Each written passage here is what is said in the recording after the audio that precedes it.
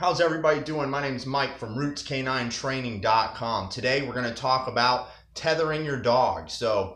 A lot of times if you have a puppy or if you have a dog that is just being mischievous and you're trying to train them, a lot of times, even if they know place, they might get up when you're out of the room. So tethering is a way to manage that and to get them to listen to you even when you're not in the room, or to get them to stay in one place and not follow you around everywhere. So tethering is just taking one end of the leash and tying it to a fixed object. I have eye bolts in my home is what I like to use. You can also use a couch, doorknob. You can use and pretty much any heavy object that your dog isn't gonna pull over if you got a big dog. So one end goes to the heavy object, the other end goes to the dog. When you have your dog tethered, they still have to be supervised. So a lot of times I use this in conjunction with the crate, right? We use the crate, and then when the dog comes out on place, I'll go ahead and put them on a tether. But that doesn't mean I can just leave them in my living room while I'm running back and forth and inside and outside. I still have to supervise them. I still have to check on them. About every 15 minutes or 10 minutes, you want a good visual check. And if you can hear the dog too, you can also listen for if they're doing anything they shouldn't be doing.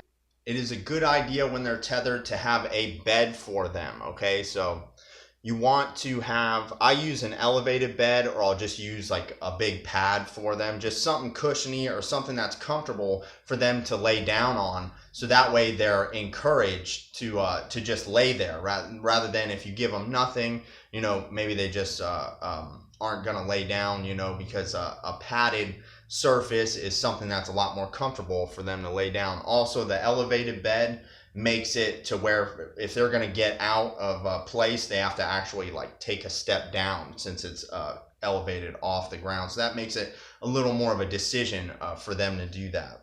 Also, when you're tethering your dog, you don't want to give them too much room on the tether. So you really wouldn't want to use like a 6-foot leash. You really want about half that. 3 feet is good even for a big dog. If the dog's really large, then you might want to add, maybe a foot to that. You can also give them access to water, so they can have a water dish near them, and they can also have something to play with, a bone, as long as it's not getting them too excited and riled up and causing them to do bad behavior. So they can have their bed, the water dish, and a bone, so they can lay down, they can get water, and they can also entertain themselves. Okay, use the tools you have to manage their behavior. So address everything they're doing that they're not supposed to be doing.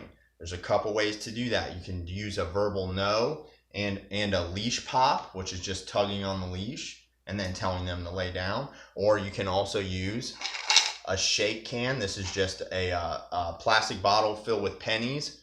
It works great. It works wonders on my dog. And you can also use a bonker. This is just a rolled up towel with elastics, and you simply just toss this at them in their direction. It's not going to hurt them. It just startles them, and it gets them out of the mind frame they were in. So if they were chewing on the leash or something, I would say, hey, no, and toss that bonker at them. If you have more than one dog, and maybe your dogs are even fighting, this is another way to manage those dogs. A lot of people will put gates up in their home and try to keep the dogs from ever seeing each other or anything like that. And then when they do end up in the same room by accident, they end up fighting.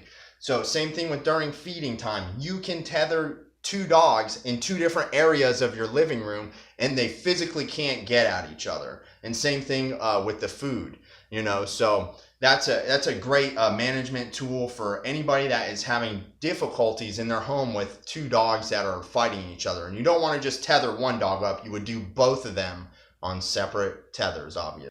And when you first tether your dog, they're not going to know what it is. They're going to probably try and bite at the leash or anything like that. Like I said, you use the tools to address that behavior. But the first few days, they're going to use every inch that you give them of that leash. They're going to stretch the leash out till it's taut and lay at the end of it. They're going to kind of just try to figure out what they can do in that area and what's allowed. So it's your job just to address any unwanted behavior and correct them. And then after a few days, they start to learn that, when he puts me out here, it's time to just hang out lay down and wait for him to come get me. If you're using a crate with your dog, you're using a tether on your dog, and your key. If you have to use a tether inside, then you better be using a leash outside, because if you're tethering your dog, that means you're having behavioral problems. So you should be using a crate when you're not home, and you should be using a tether to manage your dog's behavior in the home when you can't be supervising them constantly, and then they should be on a leash when you're outside. So that starts to create this whole picture for the dog where you're just reinforcing over and over, stay calm and listen to me. If you're going to use a leash as a tether, you're just going to take one end of the leash and you're going to go ahead and thread it through the loop just like this, and that will make it so that you can tie it to whatever object you want to, and then you can get it off without doing any damage.